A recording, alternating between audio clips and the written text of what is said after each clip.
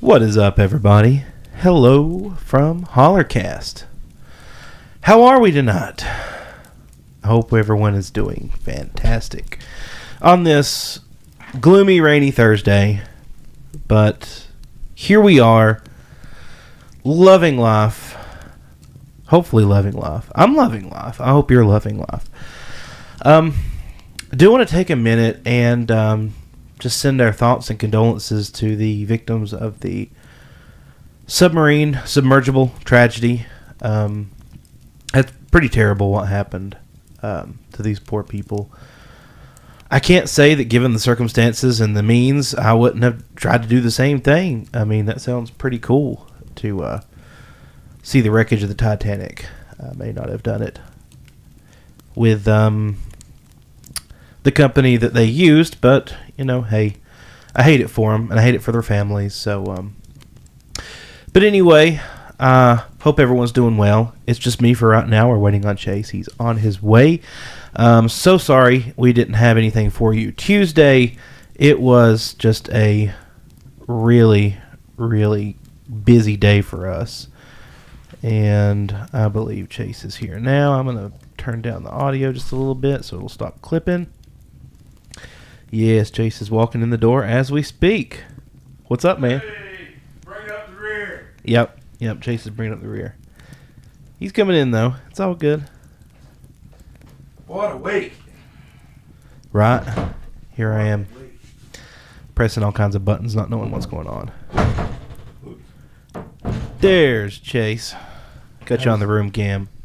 I like this mood lighting in here, man. Yeah, we're having a fireside chat. Oh, nice.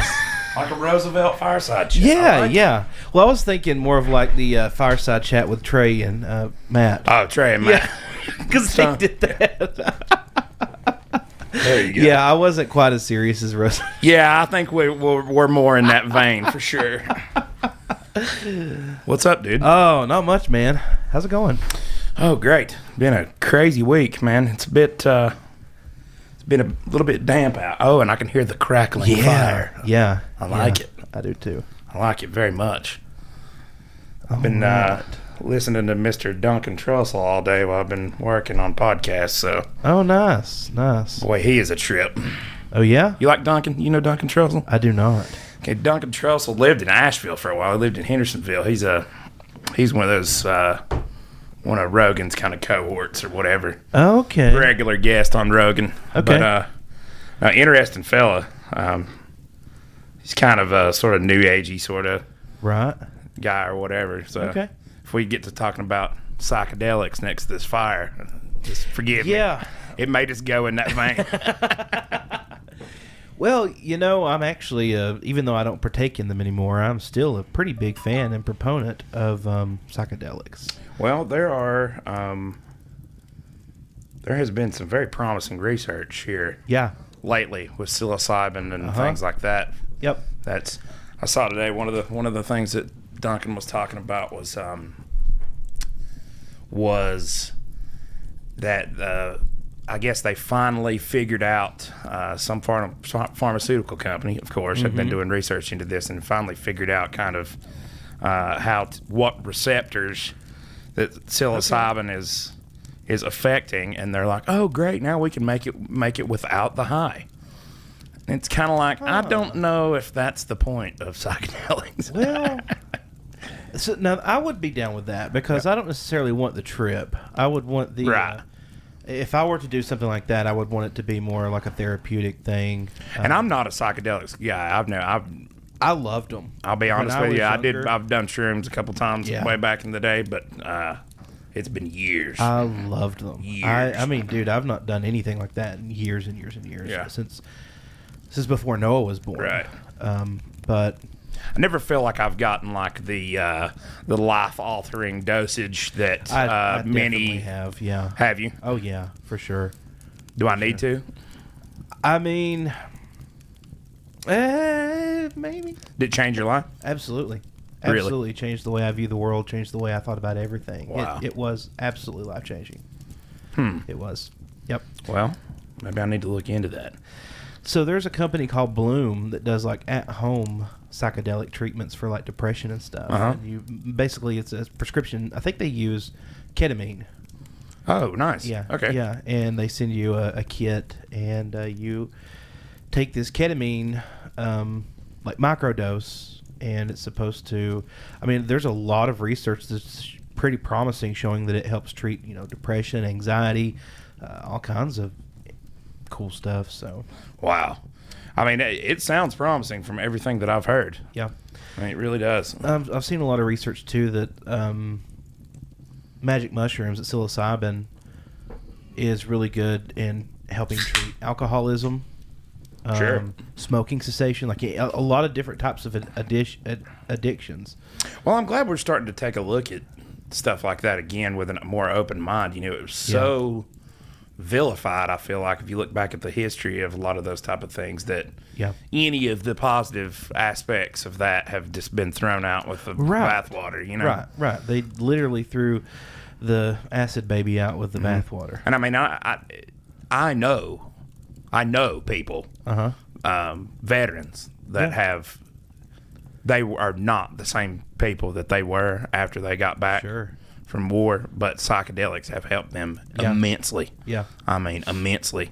So you have to start to take a look at it through, that sort of lens. It's like, well, I mean, I see no reason why we can't look at it through the lens of it's as a medicine. Sure. As a treatment option for different things. And there's a lot of really good research going on, and I'm glad that it's happening. Actually, Jordan Peterson spearheaded a lot of that research and was involved at one point in a lot of that research. Talk for just a minute. I'm going to run and grab me a drink. Sure, no problem, man. I did just kind of a loose intro. I hadn't read any ads or anything yet. Cassandra, what's going on? Hope you're well. Boy, it's been, like I said before, it has definitely been damp out. That is for sure. God, dang, dude. I'm feeling sexy in here with this fire. Look at this. That's great. Hope everybody's having a great week. What a oh yeah, me too, Cassandra. I think those types of things, they were so with the hippie movement and all that stuff, there was this big cultural divide in America that gave a lot of those, the psychedelics and the cannabis and all that stuff, became associated with that type of counterculture movement, and that's just not the case at all anymore. I feel like these are mainstream things, and we got to look at the benefits of them for sure. Oh yes. And I mean, nobody can convince me that cannabis use is worse than alcohol. Oh, absolutely not. I mean, you could convince me if you showed me data, but I don't. At this point, no. How could you be data? Or how could there be data on that? That's the point. There couldn't be. Yeah, exactly. There could not be.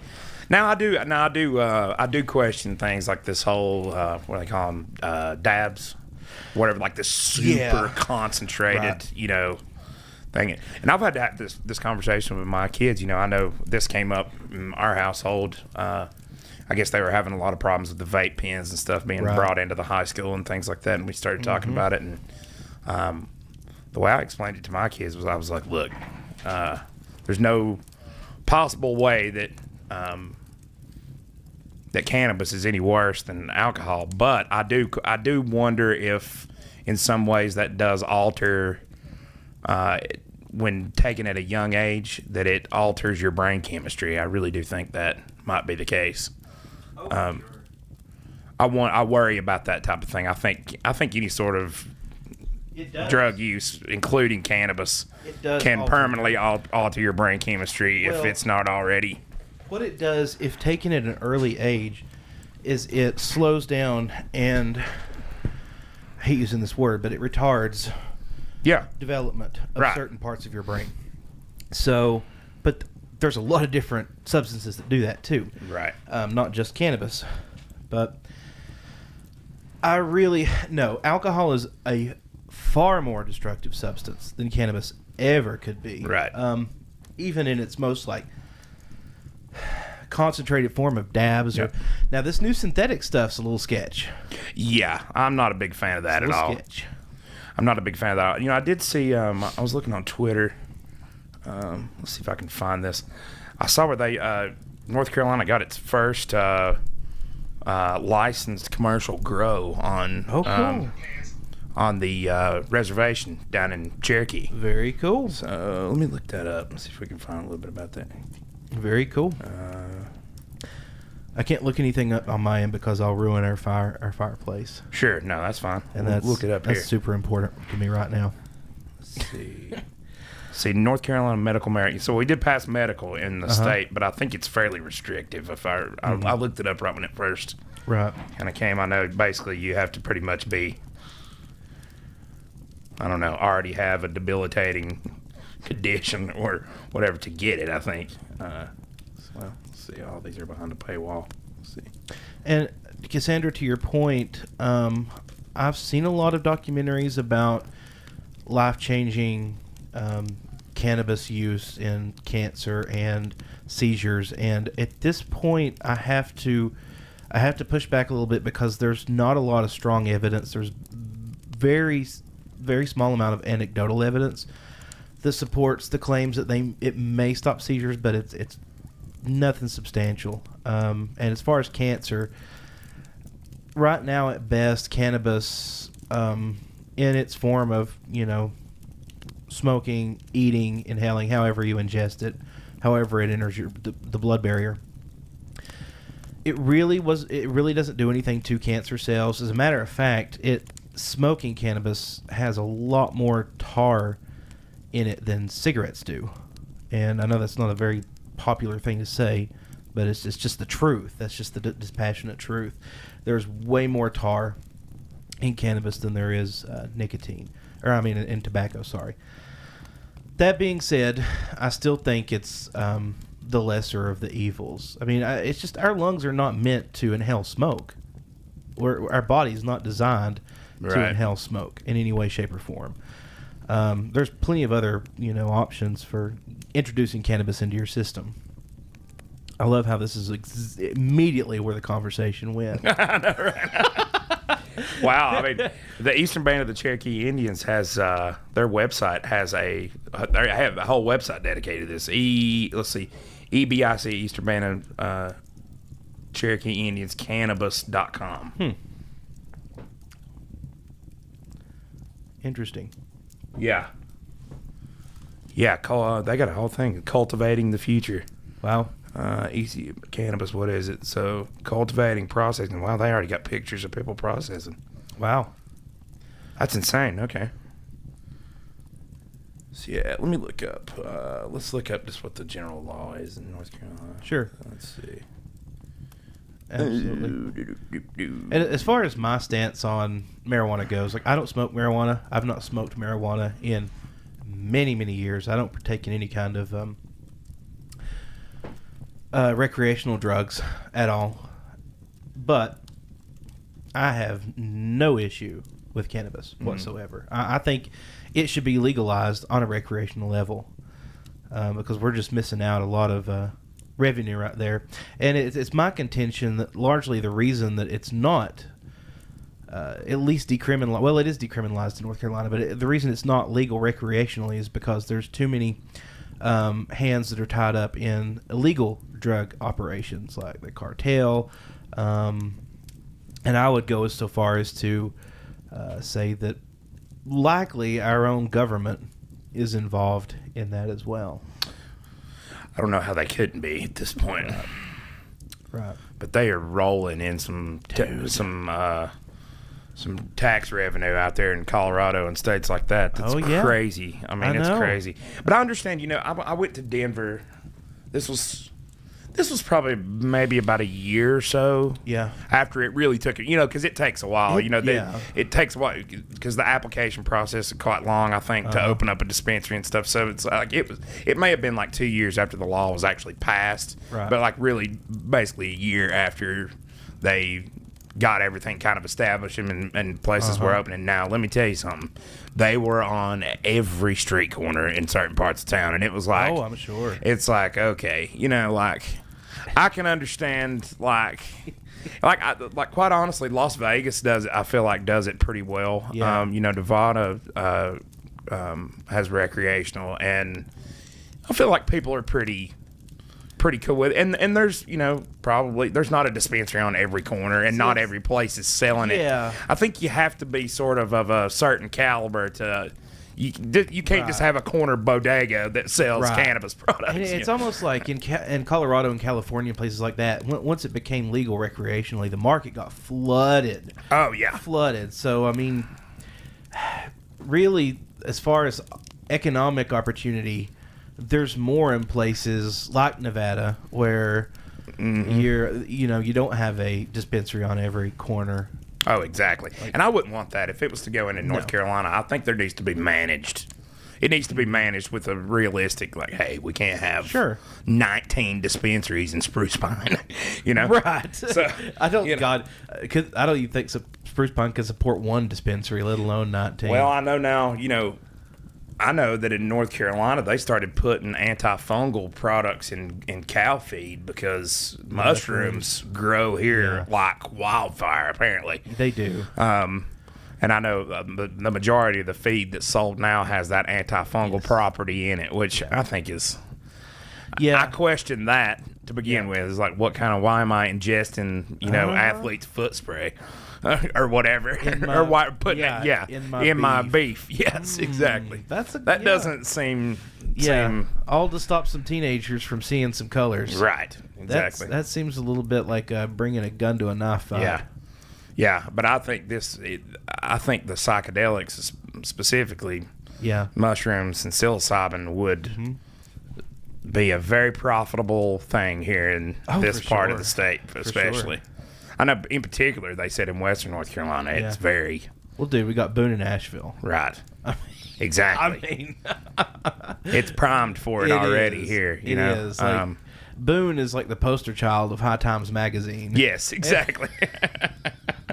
And Asheville is like the San Francisco of the South. Or of the East Coast, I would say. Yeah.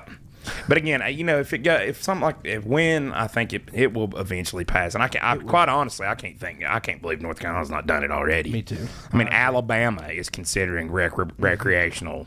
That's bad when Alabama's more progressive than we are. I know that ought to wake up somebody in the legislature down there. Which, by the way, I'm supposed to touch base with Mr. Ralph Heiss. Oh, nice. I had it in my phone today. I need to give him a ring. If you're listening, Ralph, I'm coming for you, but I hope that's such a combative. We're coming for you. We're coming for you, Ralph. No, excited to have him on. We've had conversations with him, and he's willing to do it. He's just been very busy. Yeah, they've been in session for the last couple months, so it's been I'm excited. Budget. I think budget workshops and all that stuff for the year, so that takes up a lot of his time. But man, I already touched on it earlier before you got here. But what about this whole submergible thing, man? Dude, what were those people doing? And let me say this first. It goes without saying, it's a tragedy. I don't care. It's absolutely. It's 5 human lives, and they've been lost. They're a gazillionaire, right? And I've seen so much of that. I know, and it's right. It's just like this is in bad taste, Absolutely. Now, is it fair to question why that submersible was being controlled with a knockoff Xbox controller? Right, not even a real one, like a $30 knockoff Xbox. And it wasn't even this generation. I was looking at the controller. I was like, that's not even an Xbox S or whatever it is now. This is not the newest one. It's the one for the old one. Like an Xbox 360 or whatever.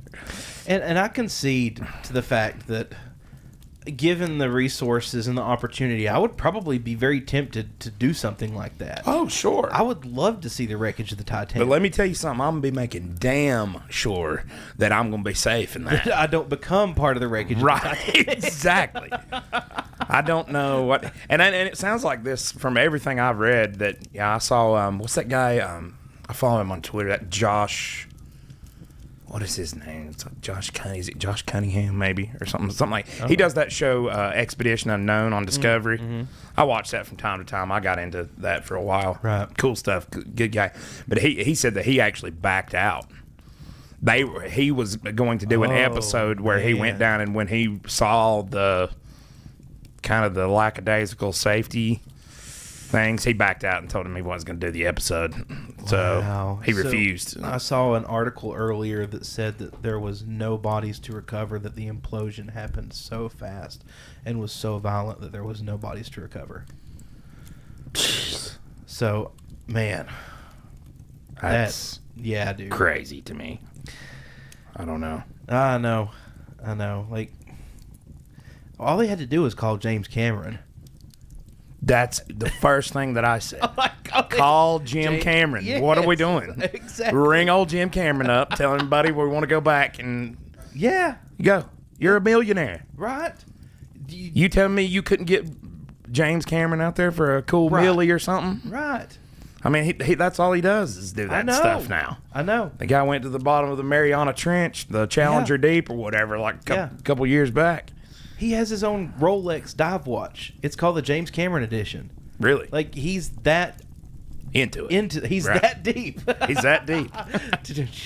So I wonder, do you have any sense of how they construct a submersible that will withstand that? I have no clue.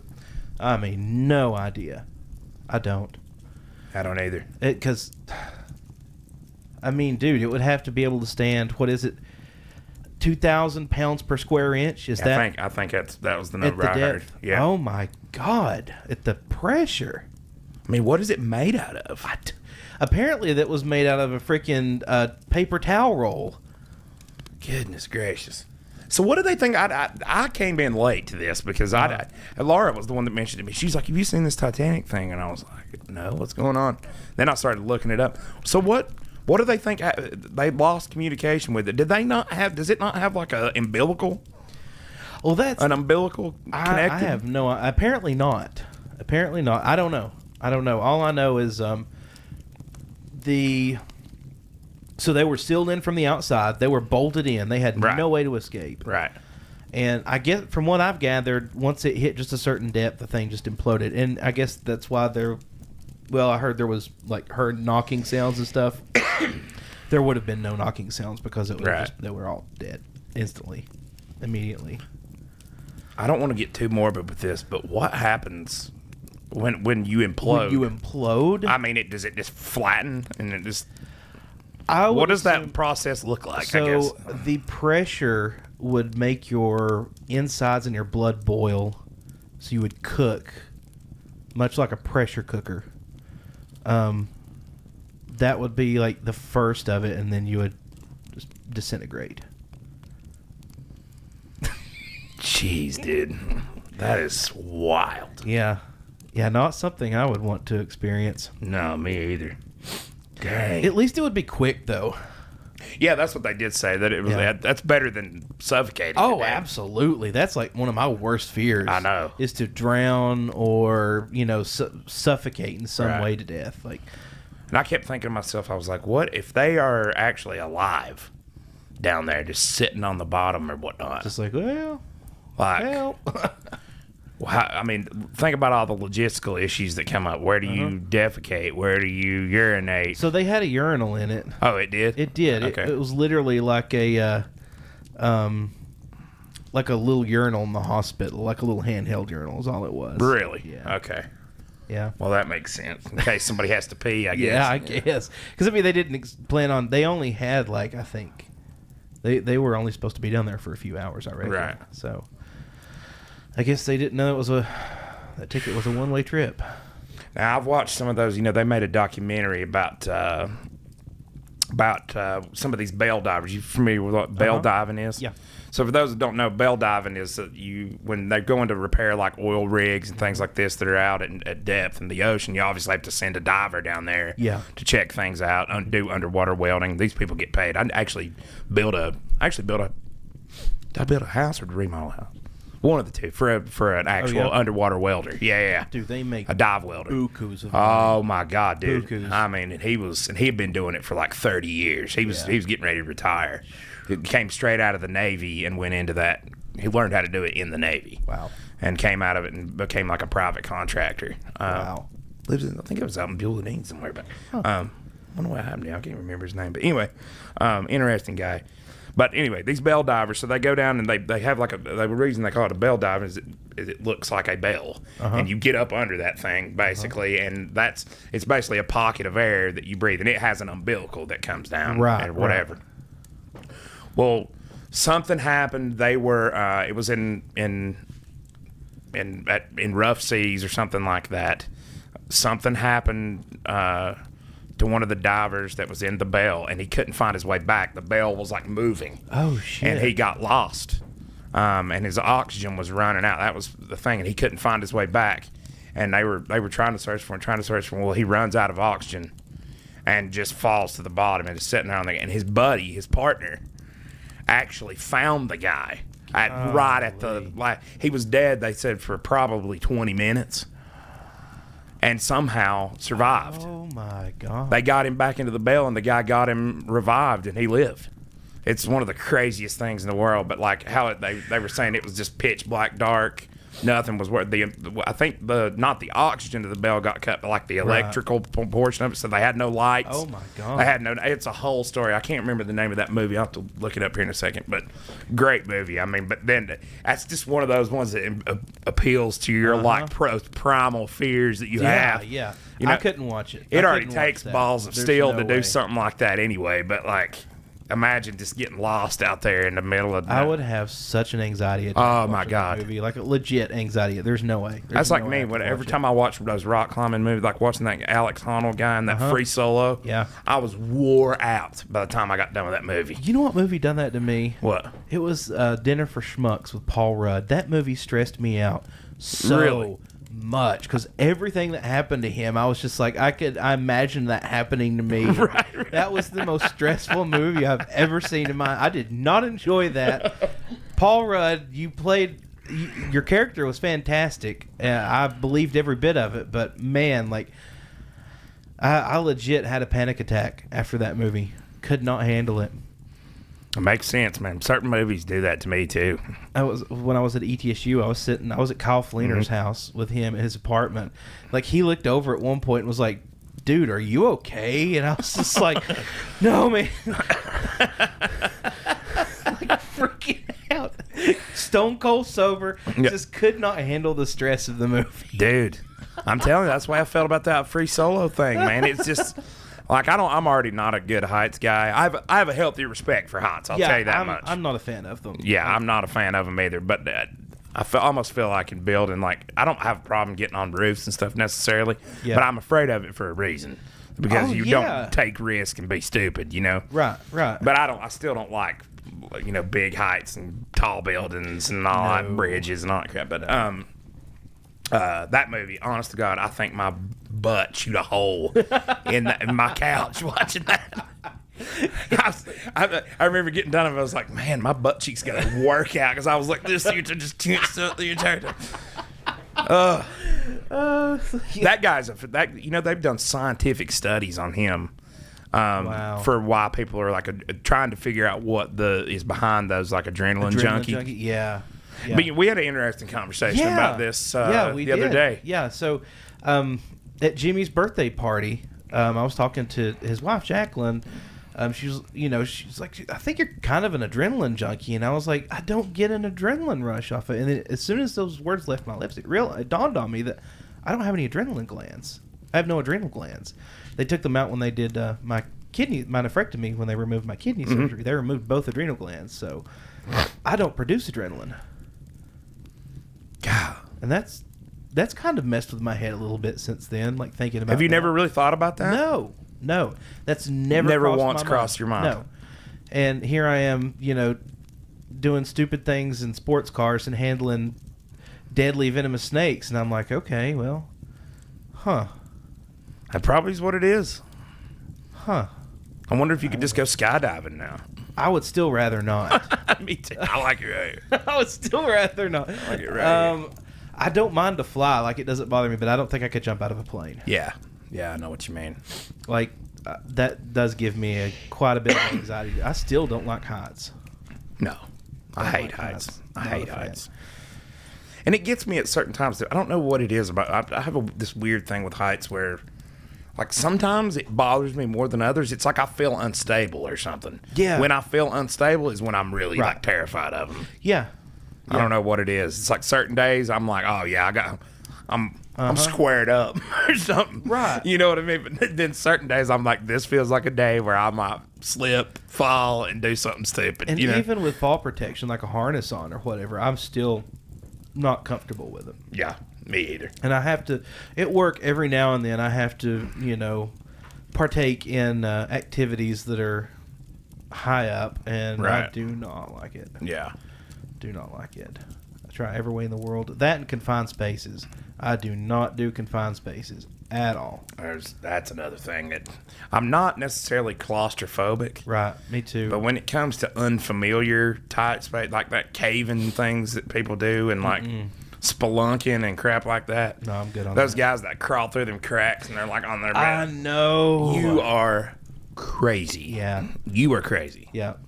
And like I know people say that about me because of the snakes, and I get it. I am kind of crazy, but there are places that I draw the line, and like anything that has to do with like falling and suffocating, I'm out. Right.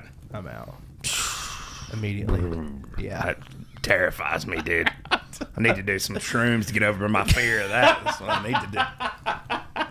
Do some ayahuasca and get over just be able to like just stand on top of a radio tower. I did ayahuasca.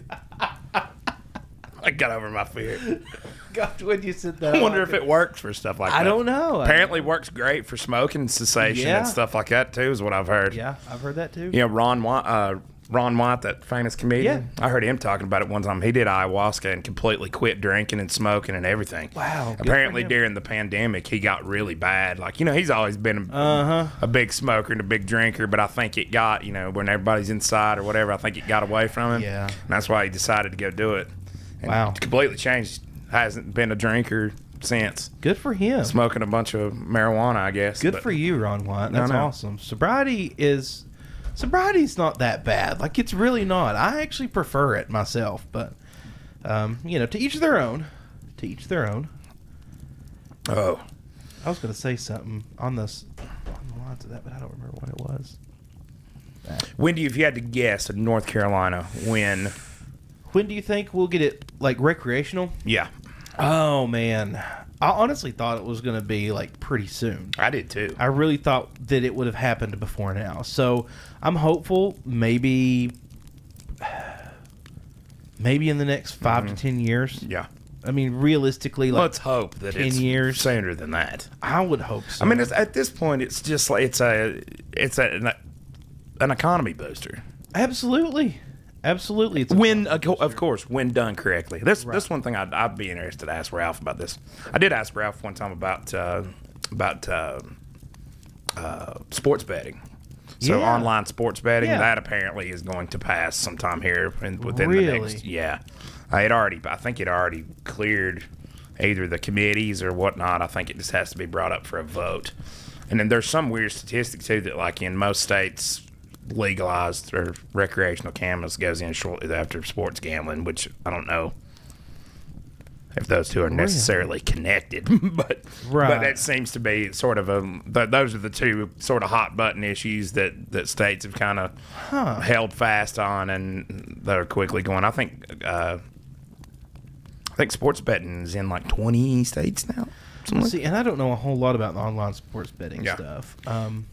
Well, I will tell this: that online sports betting has a negative, I think, connotation because any kind of gambling. Does. Well, because you think about like backroom bookies and all this stuff, but when you put it into the line, like these apps, like I used to go over to Tennessee every now and then. You can get on. I used FanDuel, which is like the number one sports betting app, and it's odd now that they won't let you, like, there's a lot of safeguards in that in that online platform. Of course, you have to verify your identity, give your tax information and all that kind of stuff first before you do anything. And then they won't let you bet, like, let's say you start out betting, I'm going to bet $5 on this. I'm going to bet $5 on a football game. I'm going to bet a couple bucks on this or whatnot. If that's your typical MO, and all of a sudden you're like, it's 12 o'clock at night and you decide you're going to lay $1,000 on something, the app stops you from doing that. Really? Yes, it does. You cannot. You can't just all of a sudden go from placing $5 bets to placing $1,000 bets. And I think even like if you go up to like $100 or whatever, like you have to like verify this is why I'm doing it. I'm doing it on my own fruition. I'm not under the influence of alcohol or drugs at this time. So there's a lot of safeguards in it that people scoop, man. Right. I'm following Nancy Pelosi's bets. Yeah. So, but I mean, to think that sports betting doesn't already exist is just denial of reality. Sure. I mean, dude, I know of all kinds of pools, football pools and like, fantasy, all kinds of stuff that takes place. I used to know a bookie when I lived in Asheville. Really? Somebody who ran a book. Wow. Ran a straight up sports betting book. Break people's legs and shit? He wasn't quite that guy. He wasn't Italian enough for that. Right. Hey, you pay me my money. I'm breaking your legs. I'm breaking your legs. But, no, but yeah, straight up. I mean, they are. You get in the right circles. Yeah. You find yourself in the right circles with the right people, you'll find out who's doing it. It's not something that you run across just by happenstance, but, Speaking of the right circles, I saw this podcast. I can't even remember what podcast it was, but it was a pretty big one. And they were interviewing some kind of, like, circus freak dude. I'll send you the link. Yeah. And he was talking about I don't know if he's a professional clown or what, but he was tatted up, like, with clown makeup. His clown makeup was permanent. Really? Yeah. Wow. Okay, so this dude was talking about this party that he went to in L.A. Mm-hmm. And he couldn't divulge anybody that was there, but it was a really, really, like, elite of the elite party. Mm-hmm. And there was a woman, and they literally cut off a part of her ass cheek and fried it and ate it while they were, like doing, like, orgy stuff with her, and there was, like, pentagrams everywhere, and I was just like, whoa, dude. What? Yeah. And then it sent me into this, like, then I started going down the rabbit hole with Bohemian Grove stuff with Alex Jones again, and I went and revisited that whole thing. And I'm just like, wow. That's crazy. Yeah. And I'm like, I forget that shit like that actually happens. Yeah. Alex Jones is an interesting character, Very to much say so. the least. Very Because you much can say what you want to about him, but hell, a bunch of his major things that he's been saying forever Yeah. came true. I know. I was a fan immediately when he blew the lid off Bohemian Grove. Right. And he crashed it. That was amazing. Yeah. I mean, that in itself, it should give him like a Pulitzer Prize or something. I know, Just right. the fact that he crashed that ritual, like the owl and the whole thing. Right. Oh, man, it was wild.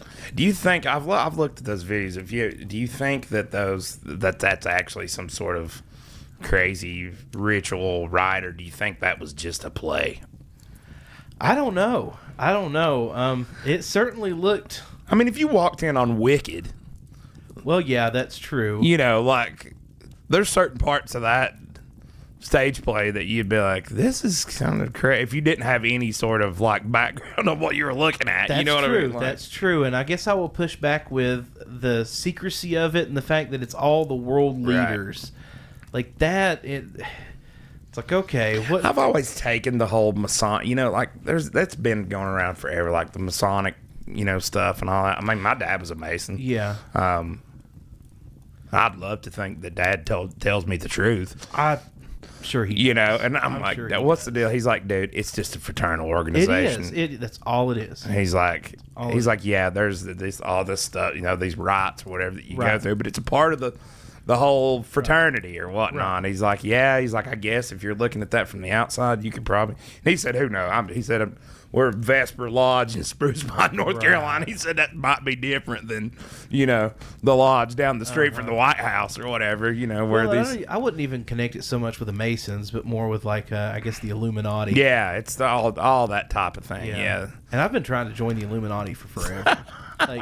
Yeah, send me a membership application. Dude, I mean, if you can't beat them, join them. That's exactly what I'm saying. Right? Exactly. And I would rather at least be in the know. But now, like everybody, it's like Cardi B's part of the Illuminati. Well, if Cardi B's in the Illuminati, count me out. She's not in the Illuminati. But they say everybody is. I know. There's no way Cardi B's in the Illuminati. and Beyonce, no.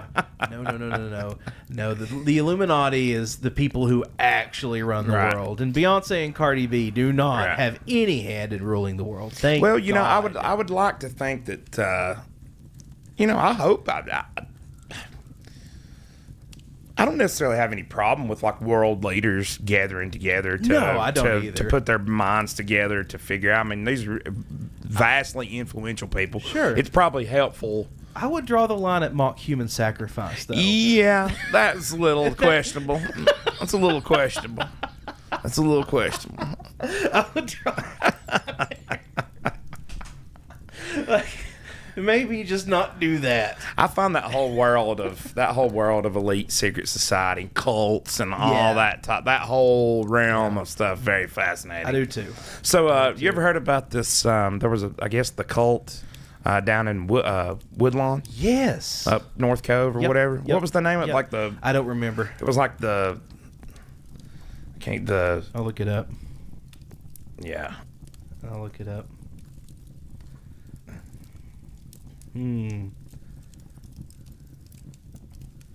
Let's see.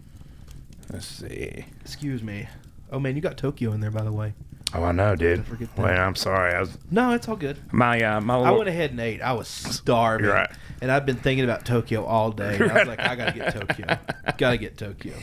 So my little girl was kind of holding me up. My little girl's going to her Beauty and the Beast camp over at nice. Parkway Playhouse. Mm-hmm. What a cool thing, man. Dude, I love Parkway Playhouse. Parkway Playhouse is It's awesome. Yeah. It's awesome. Yeah, kudos to the people. I did some work for them back in the day on their dressing rooms and things. I've contacted them to be on the podcast. Yeah. I need to just find their phone number and call them. I could probably reach out. I've got some inside Okay, cool. people that I could probably. I'm not sure that the gentleman that I dealt with is still there anymore, but I know. I remodeled a house in Burnsville in town there for a couple that has a heavy involvement there. The Word of Faith. Word of Faith. Okay. Yeah, Word of Faith. No. That's the one in Spindale. Yeah, it is. Okay. Now this was the one back in the 70s. Let's see. Dad knows what Dad's Wow, one is but only better. apparently the Word of Faith, there was a cult here in McDowell. The preacher killed and buried 7 feet. Okay, that's what it is back in the 70s, during the late 70s. Oh, really? Okay. Yeah. All yeah. right. McDowell County, North Carolina. Okay, hang on. Whoa. Okay, so that was Danny Parton in the North Cove area. So that wasn't Word of Faith. Word of Faith wasn't Spindale. That's wild. Yeah, I did That's see. wild. Yeah, there's a former member of that Word of Faith that wrote a book about her experience. Yeah, I know. What was the name of that thing? Let me try searching for North Cove, North Carolina, because it's not finding anything for Marion. I've heard about this 1,000 times, though. It was pretty crazy, apparently. And I guess the feds came in on them at some point or something like that. Something like 1970s. Man, our crackling Yule over here. I know. Or Yule log. That's one of my favorite things to do at Christmas is put on the Netflix crackling Yule. Yep, me too. I do Love that Christmas morning while we're opening presents. That's what's on the TV. It just makes it so much more Christmassier. I don't know why, Right. but it does. I have to ring up all pops and... Yeah. We Oh, yeah, the People's Temple. There it is. I thought that was what it was. Okay. We have to phone a friend. Yeah, we may have to. Let's see. In last November, the People's Temple collapsed on itself with violence. Okay. Wait a minute. I don't know. I want to do some research about this. We'll revisit that. Yeah. We'll revisit the cult. Man, what do you think about? If you We need to find somebody who knows about that, We because that do. would be really interesting. that would be a great episode. Yeah, I know, right? Have you watched any of Leah Remini's stuff on Scientology? Oh my God, all of it, dude. I have too. All of I've it. binge watched it. Like every now and again, I'll go back and binge Right. watch it again. That is a. And I think they're crazy- beginning to actually have an impact. Like, apparently the Church of Good. Scientology is like, good. they continue to, they've got properties all over the place. But I think I listened to a podcast with one of those guys several months back, said that there's estimated to be, I think, less than 50,000 members or something worldwide now, where at one point it was It was insane. Hundreds of thousands. Yeah, hundreds of thousands. So, but yeah, you can't. That whole thing is wild. Well, With Dianetics and Yeah. all that. L. Ron Hubbard, and that is a whole thing. L. Ron Hubbard. I love when South Park did the Scientology. And that's why Isaac Hayes left. Yeah, Chef. Yeah, he Yep. left because he was in the Church of Scientology. And when they did the Scientology episode, he quit, and then he died like a week later of a heart attack, which was tragic. Oh man, Yeah, it was awful. they've recently had didn't they have the return of Chef at some point? They did. That was like right before. Well, it might have been right after. They killed him off after that. Right. And that was the return of Chef. Yeah, he came back and he was a pedophile child molester. His brain had been scrambled by a fruity little club because they can't legally call it a cult because then they could sue them. So they just kept saying that his brain had been scrambled by a fruity little club. Jeez, man. But the Scientology, if you get on their bad side, dude, they send people after you, especially For if you're a high years. profile, For like, years. oh yeah, they've smeared these people, attempted to smear. Yeah. And it's so funny. It's like looking at their smear campaigns, they're like childishly, like cartoonishly bad. I know. And that's what's so funny. That's awful, dude. It is. There's all these, and it's... Only people in a cult would believe their Right. shtick. And I guess they actually found Shelley Miscavige, I guess. There was a I question. didn't know that. Did they really? Yeah, I Is she think they alive? did. Yeah, apparently she is alive. Apparently the police, some reputable police organization actually Wow. Okay. found her. And Cassandra literally just asked that in the chat. Do you think they found his wife, or is she dead or being held hostage? I had no idea they found her. yeah, I believe I did hear that. Let's see. We can look it up and make sure I'm correct. I Was don't his wanna name speak- David Miscavige? David Miscavige Yeah. and his wife Shelley. Shelley. That was Leah Remini's things. Like, Uh-huh. where is Where is Shelley? Shelley? Right. Yeah. Because they used to be like best friends, but that's what they do. They separate you from anybody who gets too close. It's like, right. And then it's one of those things where, they use that whole Dianetics thing to dangle above your head because you've told them all these close, intimate secrets. And then it's like, well, what are you not telling me? It can be either about you or about somebody that if you heard somebody talking bad about the church or questioning the church and you don't tell that, then you're made to feel guilty about that. And that is the ultimate manipulation. Not to mention and they Sure. video every one of the Dianetics sessions. Oh yeah. What do they call them? They're where the cans. Oh, yeah, shit. an e-meter. E-meter. Yeah. Yeah. The It measures the Their thetans. thetan level. Yeah, thetan level or something like that. oh, what do they call I know way it? too much about it I to do not be a too. part of it. I do too. What do they call it? Oh my gosh. What do they call them sessions? That's killing me now. I can't for the life of me remember.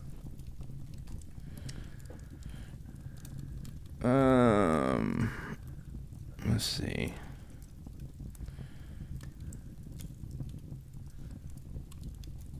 I had to look it up.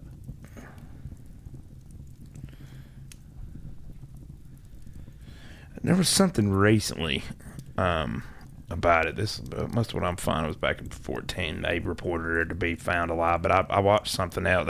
It was this guy. That guy's name. He is very good to talk to. And one thing you have to say about when you hear these ex-Scientologists talk, they're not stupid people. No, they're not. Auditing is what it's called. Auditing, that's right. sessions. Auditing sessions, yes.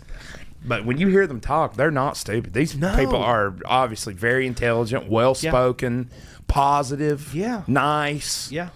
I mean, Yeah. you know, I mean, say what you want to about Tom Cruise, but he's a hell of an actor. Oh, I know. And he's you know, completely insane. he's crazy. He is batshit crazy. That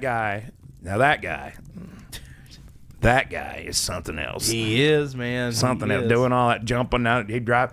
You see the behind the scenes where he like at Mission Impossible, where he takes that motorcycle and drives it off that canyon and then lets it fall and then he does all of his own stunts, all of his own. Yeah, crazy. Wow. And then he screamed, "I'm trying to save the movie industry," and all you're doing. I mean, he's like, it's like single-handedly put the movie industry on his shoulders during COVID. And Wow. he was the one that basically proved that you could make a movie during COVID. Yeah. It's like they had to be super stranded, but he refused to not film the movie. He figured out a way to do it. Wow. And paid for most of it himself, I think. Gosh. So, again, you can say what you want to about him, but Yeah, the guy's a hell of an actor. And Yeah. the tenacity there. Yeah. There's something to be said about that. Yep. He's obviously extremely tenacious, but he is also Yeah. TC is a legend, dude. he is. He's a berserker legend. He is. He's berserk. He's bizarre. Yeah. He's lost it, but he is. And I find it odd that, like, Tom is not ever connected to any of this negativity surrounding it. No. Don't. You really. It seems like most people genuinely like the guy. Like, Yeah. and Well, I've noticed that there's been a huge downtick in the amount of celebrities that are involved in it now. Yeah. Like it. I think after it comes in that much of a negative, like, limelight, people start to question that type of stuff. I mean, you had Tom Cruise, Beck as a Scientologist, Isaac Hayes, Leah Remini, however you say her name. What was that one guy from that '70s show that ended up getting Danny? Yeah, Hyde. Yeah, Danny. Danny Elfman, or what is his name? Something like that. Yeah.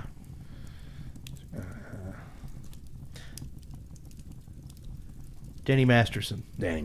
Yeah, I think he got convicted of that, though. He did, man. It's pretty bad. He raped those people. That's terrible. I guess Bill Cosby did too. I don't know. I may have been speaking out of turn about that Shirley Miscavige thing. Really? Yeah.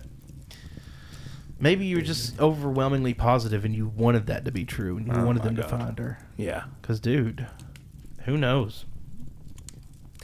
I can't think of anything but just Shelly off South Park. Shelly, Stan's sister with the headgear. Oh, why does everything go back? I'm obsessed with that show, Chase. Like, you're a little obsessed. You're like me with the Office. I was that way with the Office. Really? For long. Oh yeah. I bet you I've watched every episode of the Office, and I'm talking all of them. Same from South beginning Park. to end. A million times. I've probably and watched over. each one of them at least. I mean, there's no telling. Yeah. At least 100 times, and my favorite one's probably like 300 or 400 or 500 times. Right. Yeah. So when you get that like deep into a show and that invested, Yeah. excuse me, do you start finding little Easter eggs? Oh yeah. Yeah. Oh yeah. That's the fun. I started for looking me. all those up too. I was like, oh, things I've never noticed and things like that. Yeah, that gets fun. I know South Park. One of them is there's an alien in every episode. Really? Yeah, in every episode, somewhere in the episode, There's an alien. there's an alien. That's pretty cool. One of the gray, big, black-eyed, just crazy-looking aliens. Right. Somewhere in the show. Yeah. Let's see, what was some of the ones in the Office? What's up, Laura? Hello. What's going on, dear? No, man. I don't know any from The Office, and I watched it. I watched that probably twice, maybe 3 times all the way through. Mm-hmm. I love that kind of dry humor. I do too. To me, Michael Scott and Dwight Schrute Dwight, yeah. are two of the most iconic television characters I can think of. Absolutely. That they're every bit right up there with like Seinfeld and Yes. Yeah. all that. And those people will never not be that. I'm telling you right now, he will always be Michael Scott. I don't care how much he tries to be Steve Carell. Steve Carell. He will always. He will be Scott. Michael Scott in my book. And I don't know. He'll always be Brick to me. yeah. Anchor man. Yeah. That's true. That's a pretty iconic role as well. You know what makes me sad is I'm meeting people so young that they don't not just get Seinfeld references, that they have no idea who he is and what the show is. I know. And That's I'm like, what? But you know, that has been generations gone, and still like there are surprisingly amount of young people that still know Seinfeld. Yeah, you know? that's true. Like We've one hired- of my boys actually got into Seinfeld. Good for him. We've hired some younger guys at work, and I make Seinfeld references all the time because that's like South Park. That is another show that I'm obsessed with, and they just it's like deers in headlights, and I'm like, oh man, deer in headlights. I know. That's sad. Here's one thing I was thinking that's kind of on the topic of like movies and whatever, and sort of bringing it back local. You know, I remember when they were filming like Last of the Mohegans around here back when we were young. That was like the biggest thing since sliced bread's ever happened. Around here. I know they filmed a movie in Burnsville, or actually I think was it a show? Or Laura, you might know. She watched it, I believe. Hello, Monty. What's going on? How do we attract more of that? I wonder. Or do you attract that? How do you? Oh, do we want to attract that? Good question. Fair enough. Do we want every restaurant to be Whole Foods and couscous? Yeah, I know. Not that I want them to live here. Do we want just film movies? Do we want here? to be a film festival town? Is that what we want? I think that largely. I think if I remember correctly, because I do have some. My first wife was part of movies. I actually got to meet quite a few cool people doing that. Believe it or not, got to meet Ja Rule. What was Ja like? Ja was not very different from the public persona that he Really? he's pretty much like that. Okay. He's a very short, very small guy. Very small. Really? Yeah, very, very small. Short king. Short guy. Gotcha. Got to meet Misha Barton, although she sort of, Yeah? you know, I was thinking about that the other day. Whatever happened to Misha Barton? I have no idea. Yeah. I have no idea. They filmed a movie in Asheville called Don't Fade Away. That's what it was called. Okay. It got caught up in so it was one of those ones that got caught between, I think they had a fight in like the post or whatever, and the production company supposedly didn't get paid and whatever, and it ended up getting delayed, and it finally came out like 4 years after. So the name was super ironic. Yeah, exactly. It faded away. Yeah, it faded away. Got Bo Bridges. Got to meet Bo Bridges. Oh, that's cool. Yeah, it's cool. That's It's cool. Bo's super cool. I've never met any famous actors that I'm aware of. I met a few. I still say I mentioned this on Danny, which by the way, that at Danny's was really cool. That was so much fun. Yeah. If you guys have not went and watched that, I think you have to subscribe to go back and watch the videos or whatnot. Yes. But let me tell you something. It's free to subscribe. Yeah. It's free to subscribe, and it's on Twitch. Yeah. But yeah, no, that was super fun. But I mentioned it on there. What were we talking about? Good Lord. Oh, celebrities, famous people. Yeah. Oh, Laura got to meet Dave Grohl. That's where I was going with it. Right. Yes. And see, I'm said he was super the coolest jelly guy of that. ever. That is cool. I'm sure he's the coolest guy ever. He's Dave Grohl. Yep.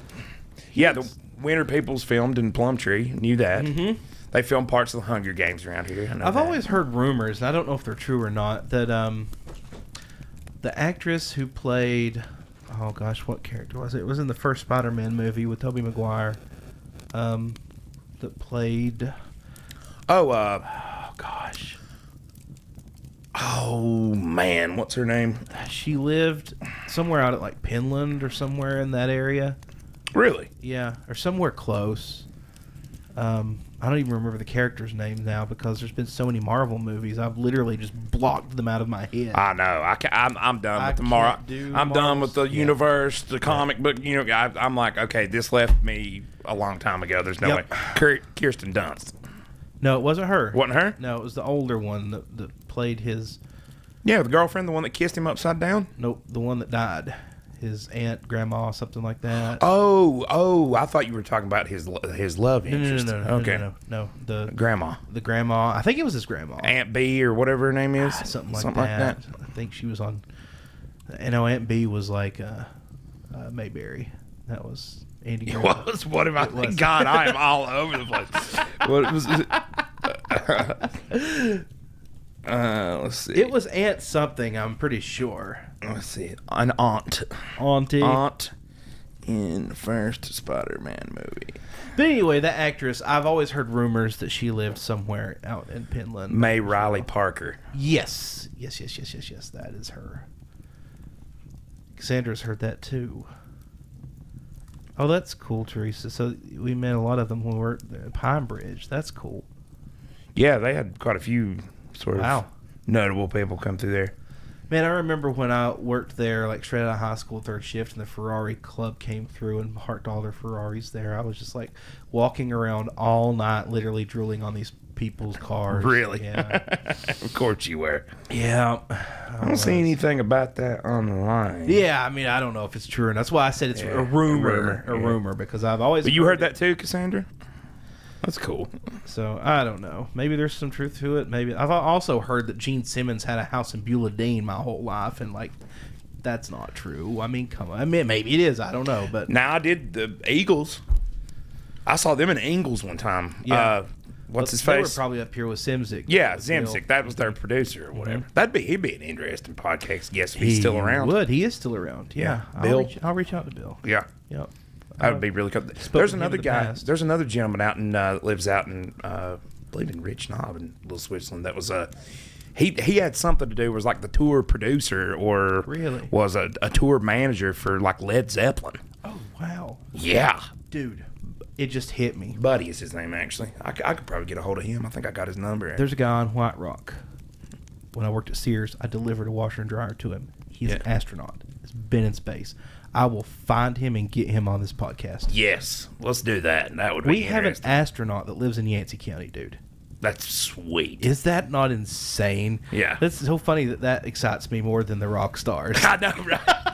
Oh, man, me too, dude. That's way better than being a rock star. Right? I went to space. Yeah. It's like, I did heroin with Stevie Nicks. I went to the moon. Who else are some, anybody that's out there? I know Mom probably knows a lot of this. What are some other noteworthy people that live around here? Besides your, the ones that everybody knows. The local celebrities. Yeah, the locals. Yeah, Yeah. I also heard George Bush had a house up in Banner Elk somewhere, and I don't know. I've heard all kinds of crap like that, dude. Let's see. I know. I got to meet what's his face? That was in the Pineapple Express movie, James Franco. Really? He went to school at Warren Wilson when I lived in Swannanoa, and you'd just see him around town. I saw him in the burrito joint a couple times, Starbucks. Now I know there's celebrities that own houses in Asheville. Sure. That's a thing. I met Andy McDowell one time. Andy McDowell was not. Yeah. A lot of didn't have a celebrities. great reputation for being the kindest person ever. A lot of celebrities are like that. Yeah. Of course, I understand in a way. Like and I think people, when you meet them, you want them to come, but they're like, I don't know. It's like, come on. But I get it. Can you imagine living your life in the limelight and you're everywhere you go, people are like not beating your door down and wanting to beat you, and all. After a while, you'd be like, "Can you please?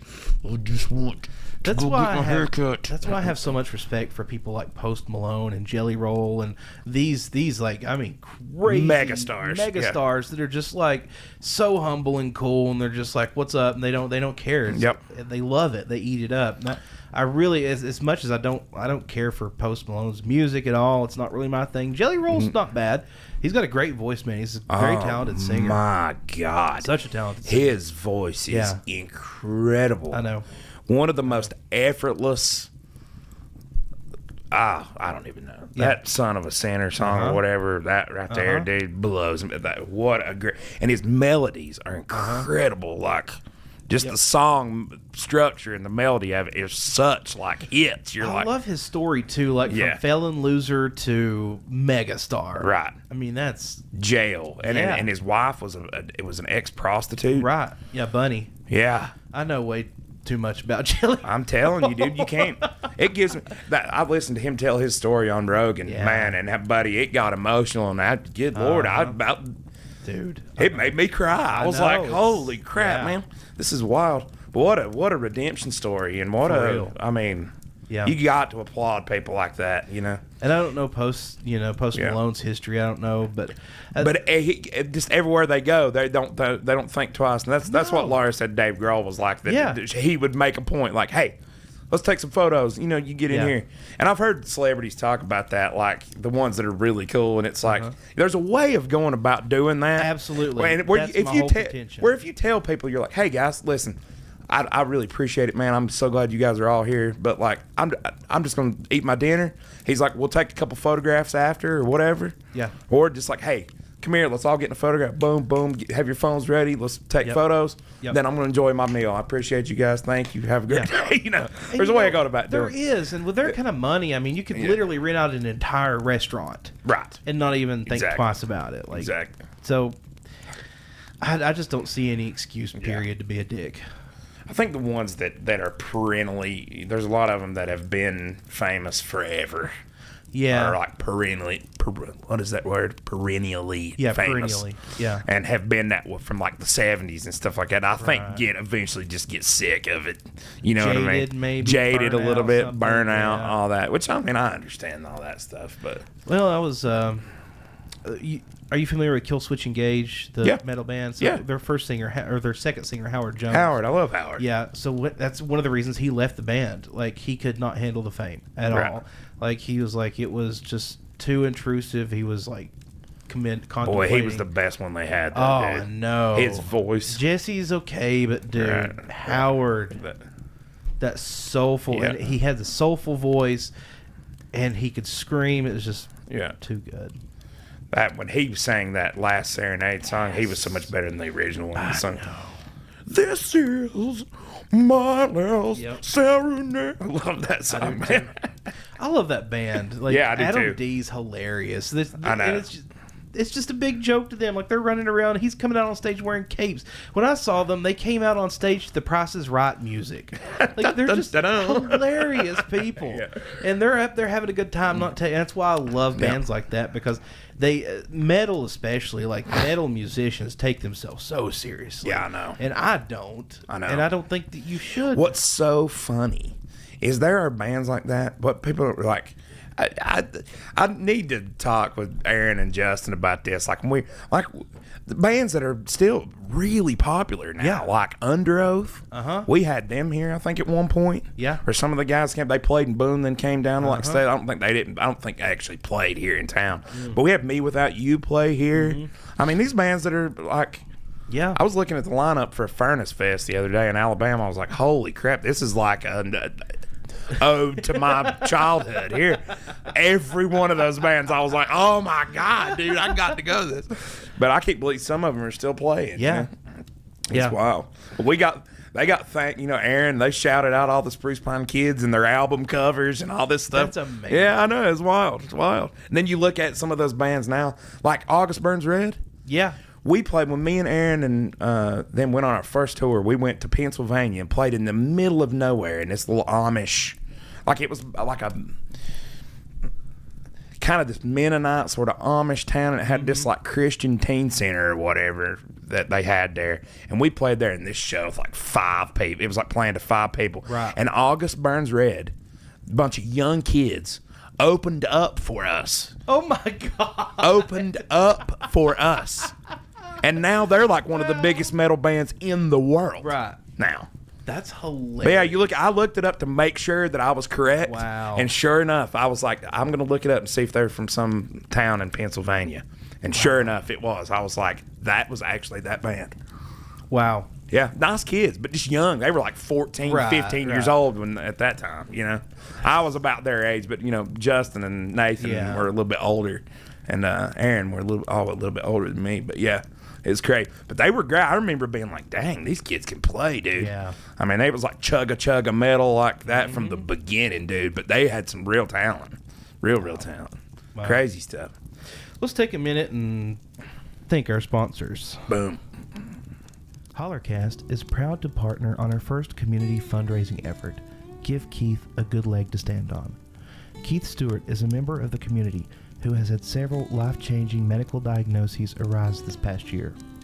He was diagnosed with stage 3 laryngeal cancer and has had to have his voice box removed as part of the treatment.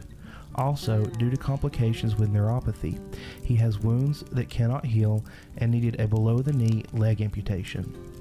Throughout all this, he stays strong and proud, missing his life of being able to speak and walk. Keith is a kind-hearted soul and has always been a helping hand to others, and now he is in need of a helping hand himself. His savings has been depleted due to the overwhelming cost of the surgeries and medical bills. The funds raised will be used to pay for a prosthetic leg, an electric wheelchair, making his home handicap accessible, as well as a permanent voice box implant. Please visit the link in the description below to donate and help give Keith a good leg to stand on.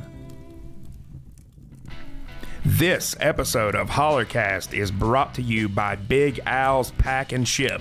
Located off Roan Road in downtown Spruce Pine, right next to Webb Funeral Home, Big Al's is your full-service shipping solution, shipping out UPS, FedEx, as well as DHL. In addition to shipping services, Big Al also offers copy and fax support, notary public services, and is Spruce Pine's go-to source for U-Haul truck and trailer rental. If you're looking to ship out a package, mention promo code HOLLERCAST at checkout to receive 5% off. Again, that's promo code HOLLERCAST to receive 5% off shipping services. Big Al's Pack and Ship. Make ship happen. This episode of HOLLERCAST is sponsored by Moondust Lounge, Spruce Pine's only dedicated bar room and live music venue. Located at 116 Oak Avenue downtown, Moondust Lounge offers a variety of fun activities for all ages, including weekly karaoke, dance parties, and live music of all genres. Find Moondust Lounge on Instagram or Facebook for a full listing of the week's activities, and mention promo code HOLLERCAST at the bar for 50% off your first beverage. Again, that's promo code HOLLERCAST at the bar for 50% off your first beverage. Moondust Lounge. Get dusted. You kind of killed it on that. Well, thank you. Hey, you kind of murdered it on that. Thank you. Yeah, so it wasn't all. Like, listen, when you're dealing in that for the first time, I listened to something, I was like, holy crap, how did I mess that up? Well, I couldn't hear myself. That was the thing. I could not hear my vocals, and he just, I had a main mix going into mine, so I couldn't manipulate anything and like bring me up, because it would have brought me up in the main mix. Right. And it sounds like I'm making excuses, but I mean, really, that's what it boils down to, because I can actually sing, believe it or not. And even like in the studio, I don't use any pitch correction or anything on my stuff. I don't use auto-tune. I do on clients if they, request it. Right. And I can use it as an effect, but I do 50 million takes until I get it right. But I need to show you something. You've seen some of the outtakes. Yes. Oh my God, I've got like a million hours of me cussing in like saying awful shit. Yeah. Awful things that no man should ever utter, because I would get so mad. I would get like 3/4 of the way through the song, like nailing it, and then completely like flub up one word and like have to go back in. And if I wasn't filming it, it would be fine, because I could just stop it, go to that verse, and then punch it in. But where I'm filming it, I have to do it all in one long take. I've got to figure out a way around that. That's difficult. It's so hard to do. But you had just somebody running the camera or something, you can cut it, But there's like this layer. It's hard to cut music together, though, Well, it's like there's this level of authenticity with me doing it all in one take. Right, sure. Whereas, the instruments, I'll stop and go back and fix what I need to. But the vocals, I don't do that with. Well, listen, let me tell you something, pal. I thought the vocals predominantly sounded great. Well, thank you. I can understand where you're coming from, but god dang, dude, your talent on guitar more than makes up for your lack of vocal performance in whatever capacity you think it is. Because I'm telling you, you shredded a few of them songs. We played some good shredding songs, though. We did. Yeah. So what I'd like to do for the next one is us to put a song list together that we all know and are all comfortable playing and singing, and then we can have people choose from that. And we'll kind of have an idea of what's going on.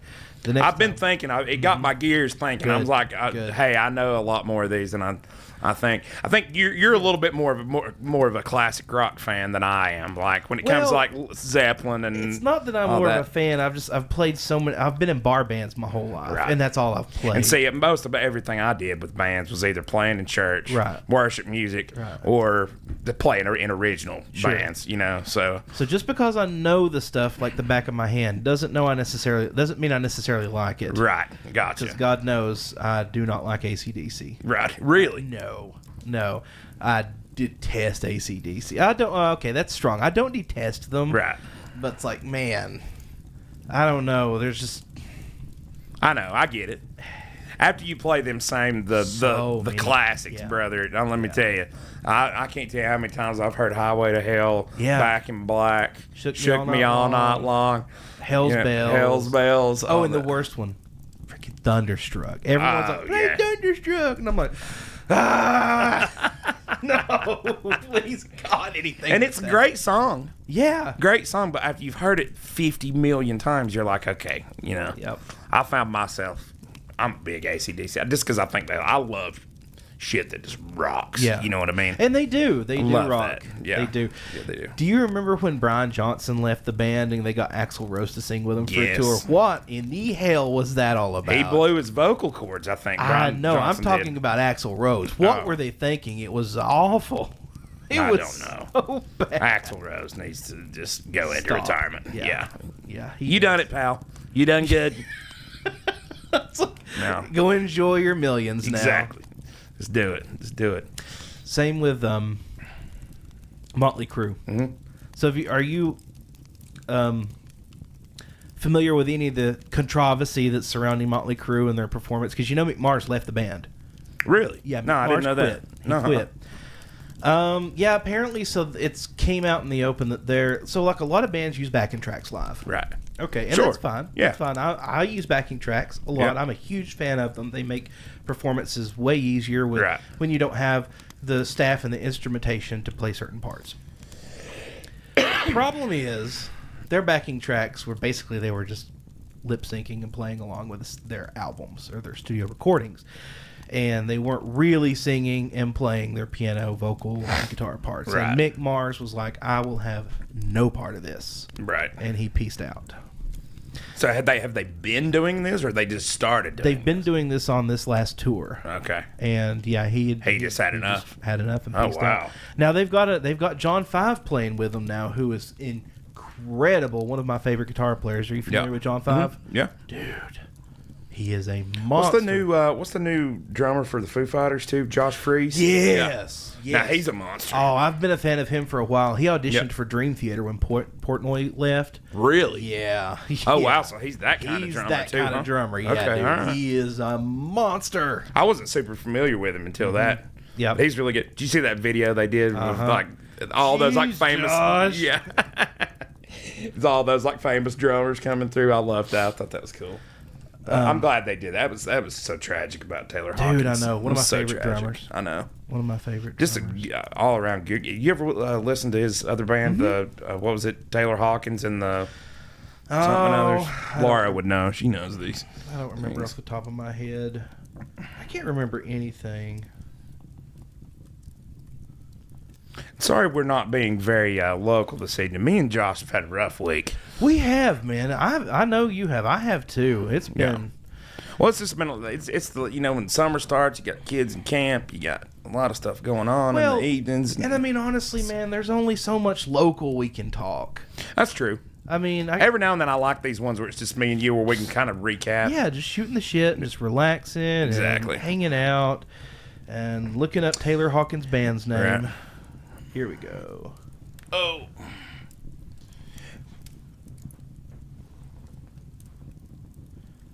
Taylor Hawkins and the Coattail Riders. There you go. Yeah, there you go.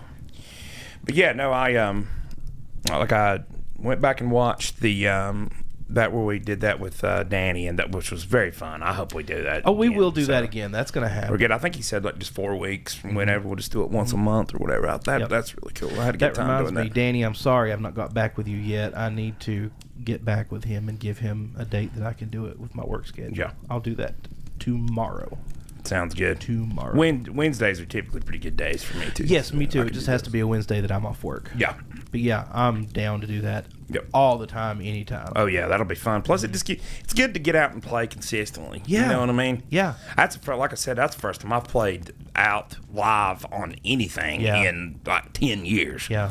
It's been a long time. Long time. It actually kind of got my gears turning. I may live stream some music stuff this weekend if you want to come up and do that too. I'm gonna be in Charlotte this weekend. Oh, I'm going nice. going down for Laura's sister's Nice. baby shower and her her other little girl's birthday. They're Cool. kind of close to the same. I'm seriously thinking about doing some guitar live stream and maybe like a 3-4 hour guitar live stream. And last time I did a drums live stream, I drummed for like 4 hours, dude. That's awesome.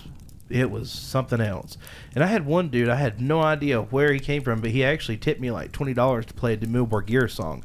And I felt so bad, I wanted to refund the guy's money. Because I was like, man, I don't know if I can pull this shit off. I love the way Danny's got his Twitch stream. And if you guys haven't watched this, you got to go watch Danny's Twitch stream. I like the way he does. It's not for everybody, for sure. It's not for everybody. But I like the Twitch format. I forgot.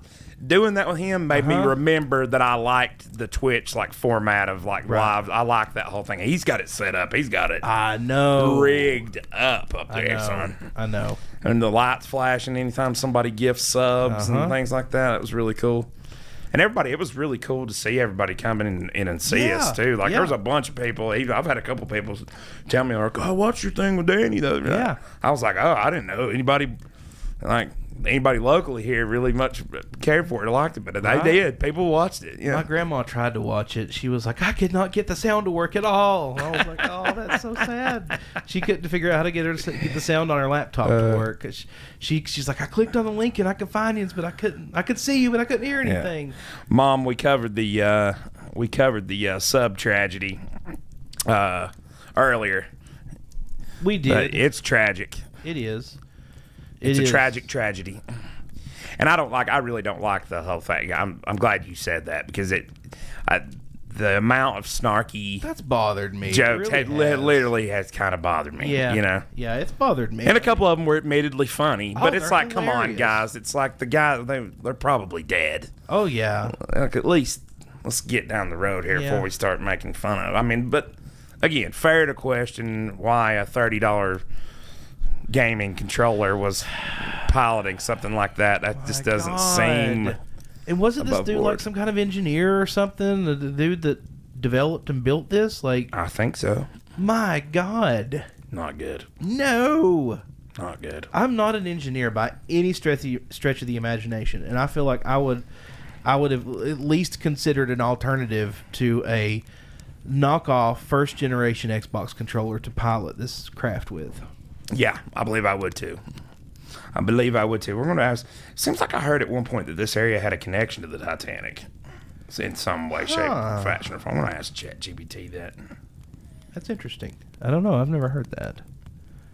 This is something I heard back in the day when all that was really popular. And I don't remember after the movie came out. What it was. Yeah. Of course, everybody was riding its coattails at that point. Right. Let's see. Yeah. You know, I did hear something interesting today, though. I heard that we're going to get a Hooters here. Yeah. So that's what they're putting there next to the cruise through? I think so. Yeah. That's what I heard. They're tearing down that building and they're gonna put a Hooters there next to the cruise through. I think they're gonna annex part of the trailer park too and make that part of it. I'm gonna need to know who applies to work there. Well, as part of the annex program, they're gonna offer those people first dibs of jobs. Oh, cool. Yeah. So it's fair. Yeah, it's fair. Sure. Why not? No joke, man. I literally did ask that. That's exactly what I went through the drive-through the other day when they were tearing it down. I asked them. I said, is that where they're putting the new Hooters? I sincerely asked that. Jeez. So, You heard it first. You heard it first here, folks, on Hollercast. The new Hooters is coming to Spruce Pine. Let's see. I can't wait for us to be branded as misinformation. If that happens, that's like a badge of honor now, I feel like. I know, right? It is. It is. Oh, shoot. Especially over a joke. What are we doing here? What are we doing here? Oh, sorry, I distracted you. Titanic. No, you're good. I was just trying to get ChatGPT to open up. Have any connection I don't know if it does or not. to the Titanic? Wasn't Levi Strauss on the Titanic? There was a bunch of I'm pretty people sure, like that. I'm pretty sure he was. I think he died on the Titanic. I know J.P. Morgan, John Prescott Morgan, was supposed to be on it, and he Probably became not. ill and did not go. Really? Yeah, J.P. Morgan was supposed to be on it. Wow. Huh. Did Levi Strauss die? Mm-hmm. He did. Wow. I'm pretty sure. I will look that up just to fact check. What's that myself. one famous one, the Because unsinkable Molly Brown or whatever? Mm-hmm. Boy, that was a legend. Turned into something from that. It's had a nice splinter I had to get rid of. Oh, nice. So what'd you think about our episode with the about the Brown Mountain Lights? Dude, I loved it. I loved it. Loved it, loved it, loved it. I'm curious to what people thought about that out there. It's very, what I found so cool about that was him kind of giving the rundown, like the, you know, that it was never the Brown Mountain Lights. Right. It was the Brown Mountain Light Yeah. at first, and now, and how it's evolved over time and all that stuff. I found that Okay, so I was wrong, and this is why I fact check myself live on air, because I want to follow the truth no matter where it leads me. Close, but no, neither of the great composer for the denim jeans icon Levi Strauss were on the Titanic. However, one of the great true love stories of the Titanic is about the Strauss family, but he was not. Oh, really? Okay. Yeah. Well, you were onto something there, at least. You know? Let's see. Huh. Which Strauss died on? Okay. The wife of OceanGate CEO is a descendant of a famous couple who died on the Titanic. Ida and Isidore Strauss died after she gave up her spot on a lifeboat to stay with her husband on the sinking ship. So it was a Strauss family. It was not Levi Strauss. There was another legend, and I just had it confused. Interesting. I love it because the episode, not that those people died on the Titanic, that's tragic and awful and terrible. The episode about the Brown Mountain Lights, I love that because I love how mundane the explanation is. I know. I love that so much, and I don't know why. Maybe it's the scientist in me that's like, ha, I told you there was no supernatural explanation for it. Right. But I love how mundane and like unexciting the answer for that is. I love it. Absolutely love it. Well, and there's a term for that. I was listening to this thing today. Again, I think it was Duncan Trussell that was talking about this, where it's where things are not physically real, but they exist in the psyche and persist in the culture so much that they basically become real. Real Yes. and like a real part of it. There's a word for that, and he was talking about it. What is the word for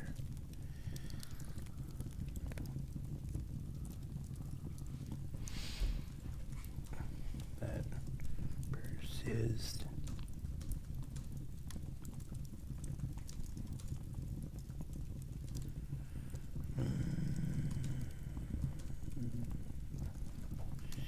Let's see if I can find this.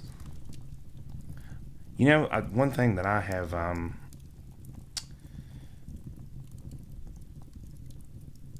see, I'm not typing in the right terms. But I tell you what, I've started doing this a lot ever since ChatGPT came out. Mm-hmm. Like, I have become a much more prolific Googler and ChatGPTer. Yeah. I'm like, wait a minute, actually, we can ask this machine. And Yeah. it will tell. It's Yeah. like, the collective mind of the universe is at our fingertips. It is. Not the universe. Not quite yet, at least. Not quite yet, but at least our known world. Mm-hmm. And it's amazing. I ask it to... the reason I was asking about that AI art thing... Yeah. The reason I was doing is somebody had... they were showing some marketing material for the town. Mm-hmm. And someone had made the comment that it looked a little dated. I think this was something that they've kind of, updated since then, but it was using some of the old logo. And it did look a little bit dated, to be honest with you. Mm-hmm. And so I was like, I wonder what that thing will do. And come up with, boy, there's some cool ones. So you used Midjourney? Yes. It's awesome, isn't it? It is amazing. Yeah. It literally is amazing. Yep. I love Midjourney. Yes. I've not used it since we did the HOLLERCAST logo. Right. Well, no, I used it some for some random art that I was just playing around with. Yeah. But yeah, I need to revisit Midjourney. I think what would be really cool is if I would love. The only thing I don't like about the Midjourney is you can't make it put specific words like into a logo. I know. It has a really hard time with language. Yeah, I know. It has a really hard time with words. Words and hands is where it really. Which I suppose somebody that knew what they were doing could probably import that into Photoshop. That's the reason I asked you about Photoshop too. I was like, I'm gonna have to take this and put it in Photoshop and put a word in it. But again, these are resources that, when used correctly, can be invaluable for things like marketing material and things like that. Absolutely. I mean, look, we literally came up with that logo in what, it took about a half an hour of us picking and looking at ones and. Yeah. I mean, that was it. It was awesome. Well, we landed on the name first using ChatGPT. Yep. Then we put that into that Midjourney, and that's what it came up with. Yeah. That's crazy. And I understand, trying to protect the creative types. Sure. Job and income. I get that. I get that. But, at some point, every job comes to the chopping block of automation. I know. And that's just a reality we have to accept. I think it is too. And as sad and as much as I hate it, it's just a sad reality that's happening. It is. Now, that being said, I would not pay money for AI generated art to hang on my wall. I would want something that was created by a human being. Yes. By a creative type who was talented.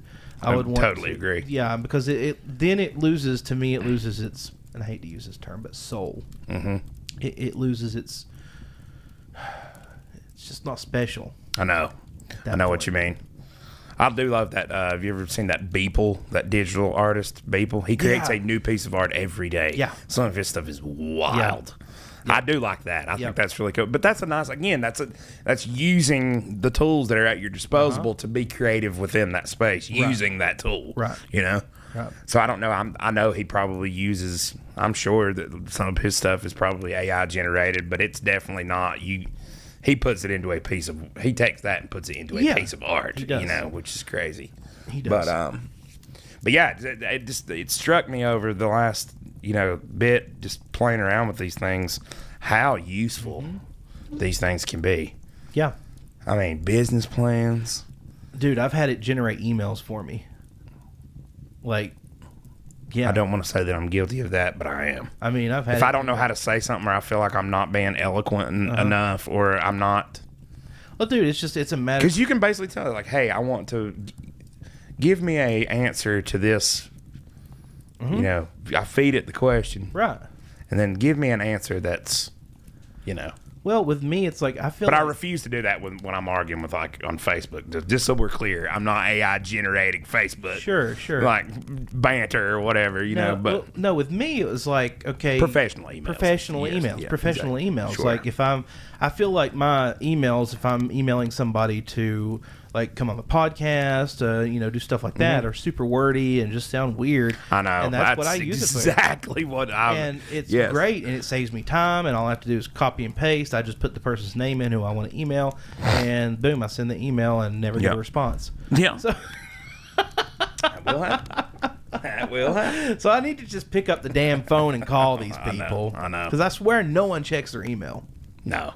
I do. Email's almost, I hate to say it, but except for like basically just business purposes. Yeah. Like just raw business purposes. I mean, who communicates via email anymore? Right. Well, everyone but like one person that I've invited on the show has been through messenger, text, phone, Yep. or in person. Yep. Every email I've sent out, with the exception of one, maybe two, Yeah. has not been answered. We need to get. I'm a big fan of the scientist thing, and Yeah. astronaut Yeah. love all this. Yeah, me love too. all this stuff. Me too. So we've got some cool ones coming up. I think We it'll be do. neat. I don't think We it'll be do. neat. We do. So. I sent an email. This is the only way I know to contact this person. Now, I mentioned it the other day on the air, and I forgot to tell you who it was. Yeah. I'll tell you after the show. Okay. But I emailed someone huge who I think may, because of who they are and what they do, consider at least maybe like a remote appearance or something. Nice. I don't know. We'll see. Very cool. But this person does not have like a managing team, so this email contacts them directly, and that's what their website said specifically. So Very cool. we'll see. I've contacted some pretty well-known, fairly well-known people. Yeah. That I feel like this type of show is sort of right up their alley. And believe it or not, I've gotten some responses. Most of them have been like polite, like I can't right now, Yeah, and then stuff like that. But you'd be surprised, Yep. It's not that hard. It's like you gotta Just ask. just ask. Yeah. Yep. Just ask. All you have to do. Just ask. The worst they can say is no F off. Exactly. I mean, you got a 50-50 chance. Exactly. But yeah, we ought to get some. do. Definitely get some celebrities on here. That would I be would cool. love to. I love talking. That's one that genuinely, like as a person like who's not like famous. Yeah. I love asking. Like I would love to interview like somebody who was mega. Oh, famous. me too. Me Be too. like, what is it like? Just forget all the stuff that you're involved in or all that. Yeah. Let me ask you what it's like to be you. Yeah. You know, A day in the life a of day in the life of. whoever. God, can you imagine being somebody like Elon Musk Jimmy or something like that? Page. Yeah. You know, I hear Jimmy Page is a terrible neighbor. Really? Yeah. Like, he feuds with his neighbors constantly. Like, he's this crotchety, this rock star that's played some of the loudest shows in the world is like this crotchety old man that yells at his neighbor and, like, calls HOA on him for making too much noise. Good grief. Dude, we're playing your music, man. Like, there was this huge feud between him and one of his neighbors because his neighbor was remodeling his house and it made too much noise and it Right. upset Jimmy Page. Jeez. Entitled much, dude? Right. Oh, and Elon Musk. Now, going back to what you were saying, to be Elon Musk, I love the fact that he bought Gene Wilder's house just because it was Gene Wilder's house. That's awesome. Have you seen that episode of Joe Rogan where he talks about owning it and what Yeah. it's like? Oh, living yeah, in yeah, it? yeah. Like he said, there was doors to nowhere and like cabinets where it was Right. just. It's like it's everything you think it would be. Yeah.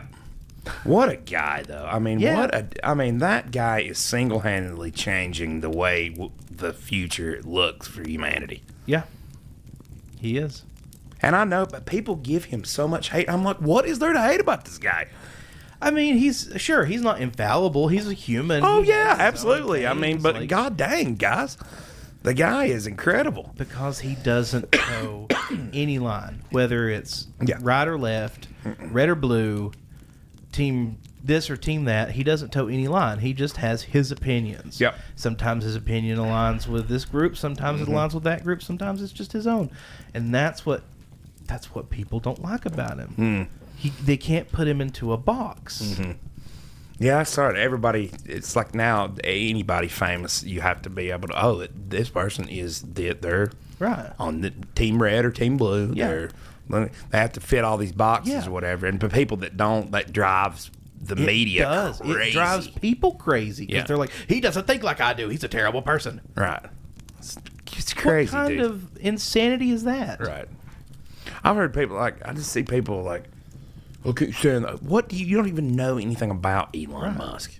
Like, you don't know anything. Like, And I mean, I'll be honest. I won't say that I like the guy because I don't know him. Right. I like what he does, and I like how he, acts and things that he says. I like things about him, but I don't know him enough to like him. I don't know him enough to dislike him either. I tell you, the video that made me fall in love with Elon Musk or just his whole persona, his whole way of doing things, was that when they asked him, And that was so, like, that was another one that about made me cry. There's like, Gene Cernan Mars, yeah, and all this stuff have testified against commercial space flight and the way that you're doing it.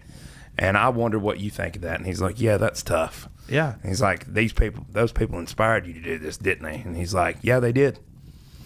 And when you see him throwing stones in your direction, and he's like crying, like tearing up. It was so sad. And then there's this one video that's called Elon Musk Gangster's Paradise. You got to go watch this. It's one of the most inspiring ones. That they put it together like this, and all it is all those rockets crashing. Yeah. Like failure after failure after failure. And the other part of it, the guy asked, the same interview, but the guy asked him and said, after the third failure, 3 times in a row, did you ever think maybe it's time to pack it up? And he's like, never. He's like, why? He's like, because I don't ever give up. Yeah. God, yeah. What a blunt answer. Right. Like, that's the thing. Because I don't ever give up. I just don't ever give up. Where does this expectation of perfection come from? Do people not realize that success comes from failure? From failure. For every success, there's infinite amount of failures that preceded it. Mm-hmm. That's how that's how the world works. You don't just like design a rocket and it succeed on the first attempt. That is a completely unrealistic expectation. Yeah, exactly. Like when they tried to kill him over that starship blowing up, right. And he's like, "Dude, I literally said if it makes it off the launch pad without blowing the pad up, right. that would be considered an astonishing success." Said it all over the media, and they know damn well that's what he said, but they just you report the salacious headline. Exactly. Every one of them, starship blows up, and like, it's like, dude, come on. I know, and that's so frustrating to me, man. It's frustrating to me because I see it on a deeper level. I see that permeate every aspect of society for everyone. You're exactly right. Everyone is held to this insane high standard of perfection that no one can meet. No. Well, and you mentioned earlier, infallibility is another one. Yes. Infallibility is not a precursor to success. No. There are, I hate to tell you this, but a lot of the things you use every day, the major inventions were created by people who were, believe it or not, probably pretty shit people. Dude, sometimes I'll get like a packet of cheese that tastes like shit. Right. From the store. How many of those do they make in a day? Millions. Okay, I still wind up getting some every now and again. I have to eat a piece of cheese, and I'm like, that doesn't taste right. Right. So, it blows my mind. I feel like maybe... What is that? Why are we like that? I feel like this is a fairly new phenomenon. I do, too. I don't feel like people were like this when we were younger. And I blame... Okay, here's a good example. Take the TV show House, for example. Mm-hmm. Yeah, I know House. Okay, you got House. He's this, crazed, opiate-addicted doctor who's a super genius and figures everything out and solves everything. Okay, you got all the cop drama shows from that era, too. Every show that came out in that time period was about some flawed... Yeah. savant they were flawed, but in their field they were like perfect. Yes. And I don't know, maybe that doesn't have anything in the world to do with it, but that's when I first started noticing it. No, you think about it, there's been so many shows like that. Nurse Jackie, did you ever watch that? Yes. That was another one. She was an opioid addicted nurse. And it's like almost when you look back at those iconic movies and characters and things that we grew up on, almost all those people were flawed in some way. Mm-hmm. But now it's like, my God, if you had that, you get canceled just because you had a character that couldn't. Mm-hmm. I don't know. Yeah, but we got to be a little more lenient with people. I mean, we got to be lenient with people and lenient with ourselves. Mm-hmm. I mean, we have to. Well, and then the other thing we do is we turn around and we wonder why we got all these terrible people holding political office. Right. Well, because nobody in their right mind would want to go into that if everything that you do, whether you're trying to do the right thing or not, is nitpicked to death. Scrutinized to the nth degree. Yes. Shit's made up about you. Right. I mean, my God, imagine you're trying to run for president and someone releases a document that says that you went to Russia and had hookers piss on the bed because a former president went there, and all that Right. wound up to be completely fabricated. Right. Somebody paid to have that written. Imagine that was written about you or someone you love. That is insane to me. Completely insane. Like you said, who in their right mind would want to go into that, knowing that that is a possibility now? Yeah. The more and more I go on, and people ask, I've had, lefty friends of mine, I can't figure out why in the world we had Donald Trump as president. Because I hate to say it, Donald Trump is what we deserve. Dave Chappelle laid it out perfectly. Yep. Exactly why we got Donald Trump for president. Yeah. I know. I saw that. He's brilliant. Yeah. And if people watching, if you haven't seen it, basically what I'm going to paraphrase what he said, the reason we got Donald Trump, because when he was on that debate stage debating Hillary Clinton, and she was chastising him for using tax cuts and not paying taxes, and the system was rigged, and he said, do you know how I know the system is rigged? Because I use it. And then everyone was like, oh shit, he said that part out loud. And then he looked at Hillary and he was like, your donors use it too. That's why we got Donald Trump. Yeah, those debates changed the whole. And still say, man. he went on, to say funny stuff too. But Right. that was essentially like he said the quiet part out loud. And that spoke to a huge swath of the population that was disenfranchised with the way that the political establishment has been operating for the past 50 years. Right. Well, and he's still, like, there are still issues where, like, I'll just come out and tell you, I don't think Donald Trump should be our next president. I know me and you disagree on this. I don't know. I don't know if he should or not. Well, I can't say. I honestly have went back and forth a few times. I don't. Not because I necessarily disagree with, everything, or don't think he would be. I just don't know the country can survive it at this point. Yeah, no, I get that. I think we'll tear each other to pieces. Well, We need a unity candidate of some sort, somebody to bring a little kumbaya or something. and maybe this is one area that I'm not so optimistic. I'm a little pessimistic in. I don't think that we're ever going to have a unity candidate that is not going to be an establishment candidate. We need populists, whether it's right or left. We need True. populist candidates that actually represent the interest of us peasants, and not the interest of multi-billion-dollar global corporations and the military-industrial complex. Did you watch RFK on Rogan? I did. I know. I'm all about some RFK, man. I'm a big fan. I am too. And let me tell you something, buddy. Too. You can say what you want to. They're right. I have not read that entire book. I'm probably about halfway through that. Yeah, I've not read it yet. I have. I've been listening to it, little bits and pieces over the last couple of weeks about that real Anthony Fauci. I don't think that's a great title for that book. I think you could have a much less salacious title. Well, salaciousness sells. True. You're right. I mean, that's a marketing And strategy. if you want the maximum amount of eyes on your book, that's the way to do it. But god dang, dude, he makes a very I'm a father of 2 autistic children. Yeah. So I do take that vaccine injury and the connection between vaccines and autism. I take that subject very seriously. Sure. But I will tell you this, that he is the first person. That is the first person that's ever made a compelling argument. I agree to me with about that. I agree 100%. And I'm not anti-vax at all. I'm not either. I'm very pro-vaccine Yep. because I do think there are some things I don't necessarily agree with. Like I do think they're like for things like polio and things like this. Yeah. And even a lot of your hardcore kind of down that road, they'll make an argument that all vaccines that they're useless or whatever. I don't think that at all, actually. Do you remember when the anti-vax argument, though, was a argument that used predominantly on the left? Yeah. Oh, yeah. That was the thing. Like before COVID, that was predominantly on the left. The anti-vax argument was. Oh, yeah. Always was. I've argued with many people. I was like, you guys are crazy. Yeah. Right. And it switched. Now it's completely flipped. I know, and that just shows how disingenuous we are, Right? And how like tribalistic we are. That we will change an opinion that radically just because our team believes it.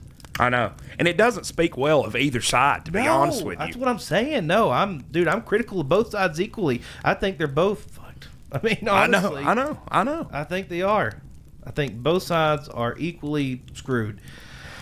And I'm on that Russell Brand wagon, man. We need real meaningful change. We absolutely do. Radical, and somebody like Robert change. Kennedy would bring that. I think so. And I mean, I know that Rogan interview, I've listened to other interviews of his, some of which I didn't feel like he got really a fair shake, but I've listened to some other ones where I thought he did get a fair shake and it wasn't all about vaccines. Right. You know, like I'd be interested to hear him speak more on with somebody that would give him the time to speak about other issues and things. Did you hear him on Breaking Points where they just... No, I did not, no. Oh, my God. I was ready to choke Crystal Ball. She would not shut up. She was towing every freaking, like, corporate media line. She was like, I'm not going to argue with this, and then proceeded to argue. She wouldn't let him speak. I saw a couple people killed her over it. It was awful. Yeah. I watched that and was like, and Sagar the whole time was just like you could tell he's just like dying. Right. Didn't say a word. You have an awesome opportunity here, and you're ruining it. Oh, no. Yeah.